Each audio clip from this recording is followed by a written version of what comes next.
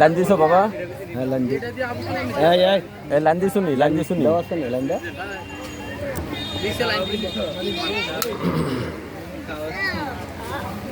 মাফু আসসালামু আলাইকুম ওয়া রাহমাতুল্লাহি ওয়া বারাকাতুহু। আলহামদুলিল্লাহ। হিন্দি লাগছে মাফুলে হিন্দি ভিতরে আওয়াজ না আলহামদুলিল্লাহি রাব্বিল আলামিন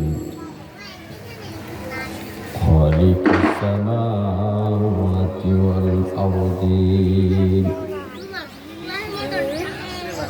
الصلاة والسلام على من كان نبيا وآدم بين الماء والطين سيدنا ونبينا وشفينا وحبيبنا وكيلنا وكفيلنا وأولنا ومعيننا محمد رسول الله صلى الله عليه وسلم. قال الله تعالى في كلامه المجيد والفرقان الحميد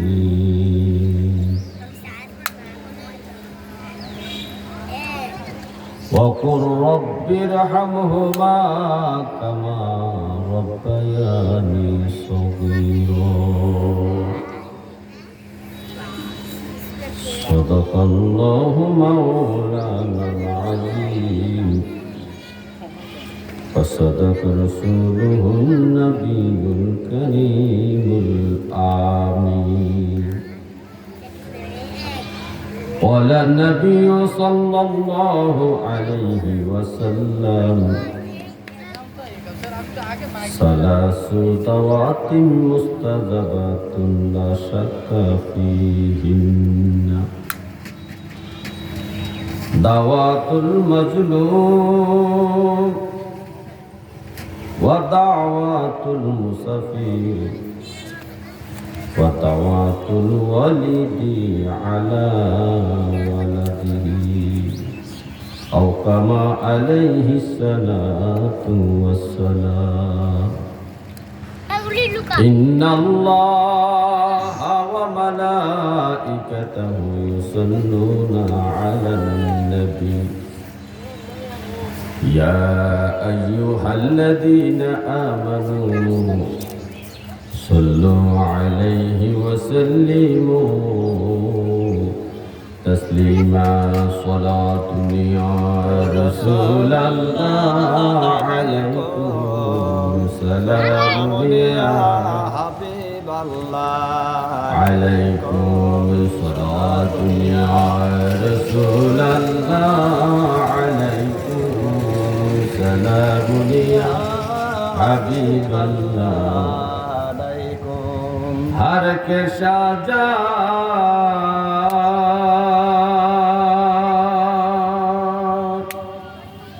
बिरद जा सल्ले अला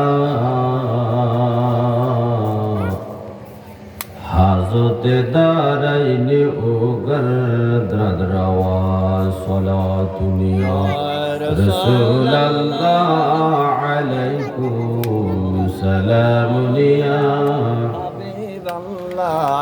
عليكم الصلاة يا رسول الله عليكم سلام يا حبيب الله عليكم أصل إيمان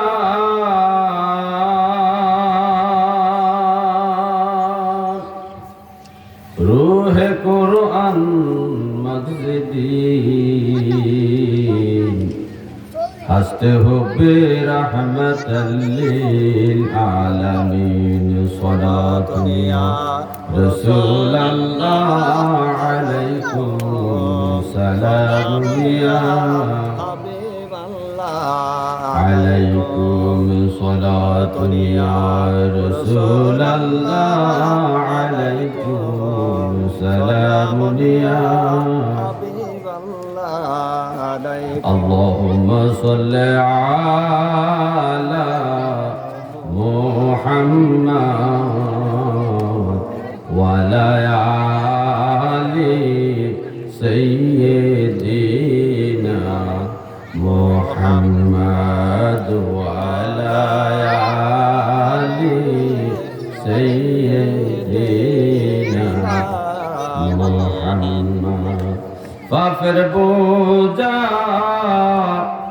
মাতাইনিয়া ডাকতেছি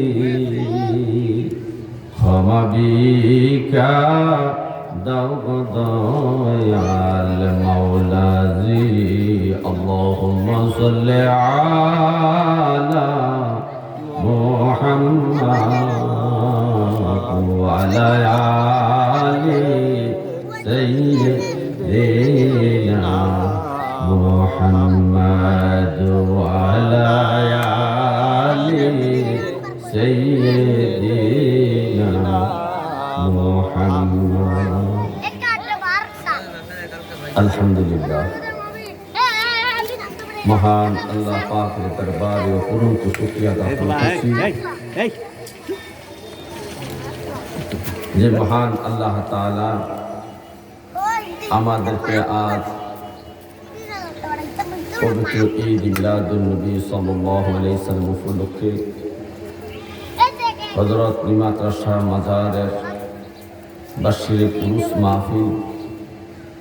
উরুস মাহফিলের সম্মানিত সভাপতি সহসভাপতি প্রধান অতিথি প্রধান বক্তা প্রধান মেহমান বিন্দু সম্মানিত সামিনী কেরাম পর্দানিশি মা ও বোনেরা সবাইকে আমি সালাম দিচ্ছি আসসালামু আলাইকুম ওয়া রাহমাতুল্লাহি ওয়া বারাকাতুহু। আল্লাহ তাআলা আমাদেরকে কোরআন ও হাদিসের কথাগুলো মনোযোগ সহকারে শোনার মতো তৌফিক দান করুন। সবাই বলেন আমিন। আমিন।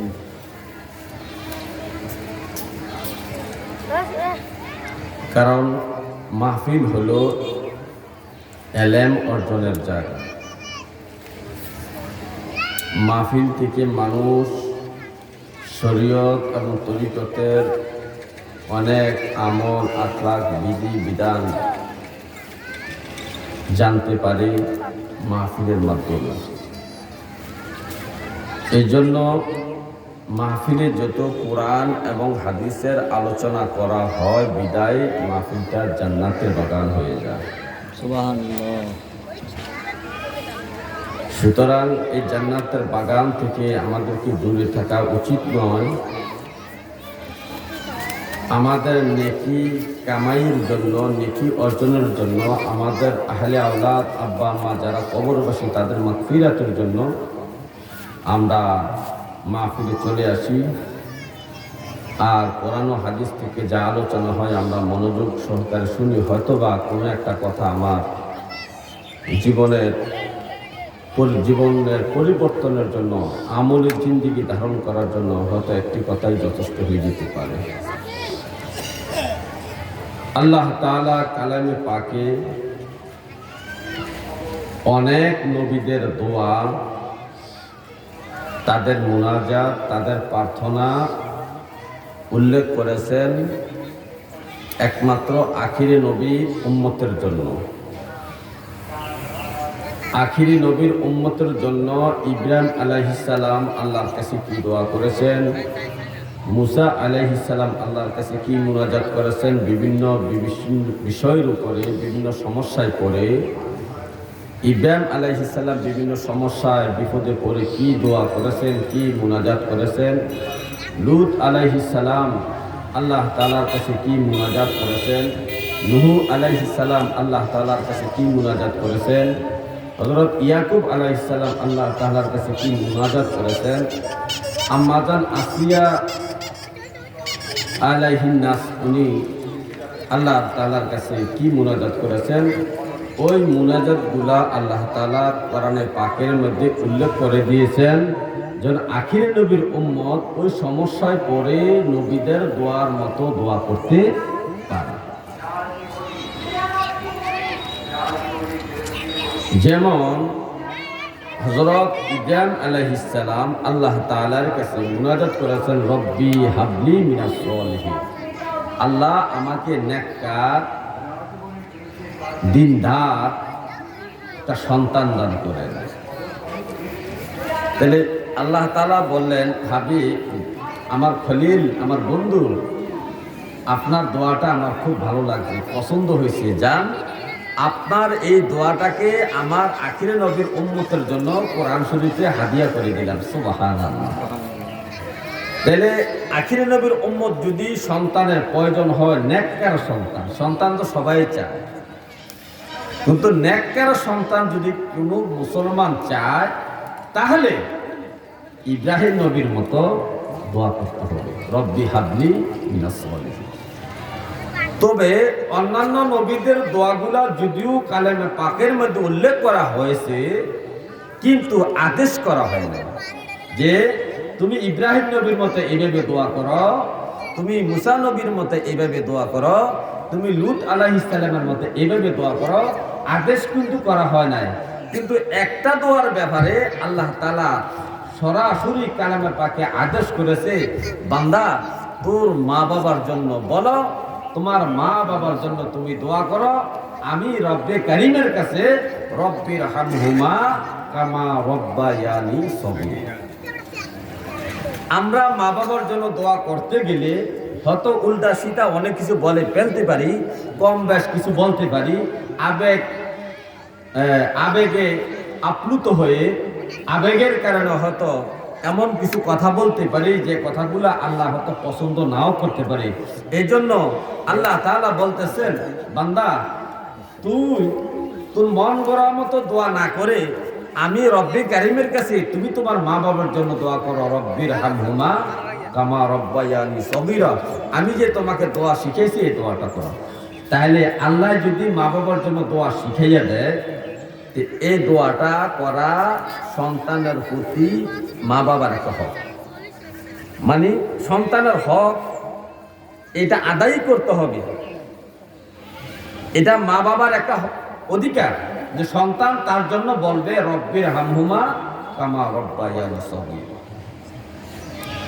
তো এখন আপনি যদি আপনার বাবার এই হকটা আপনি আদায় না করেন, খেয়াল রাখবেন, গভীর মনোযোগ, আপনি যদি আপনার বাবার জন্য এই হকটা আদায় না করেন, এইভাবে দোয়া পাঁচ ওয়াক্ত নামাজ পড়ে না করেন, এক সময় দেখবেন আপনার সন্তানও আপনার জন্য দোয়া করবে না। স্বাভাবিক, আপনি কাউকে এক কাপ চা খাওয়াইলে সে আরেকদিন আপনাকে এক কাপ চা খাওয়াবে, এটা তো নিয়ম।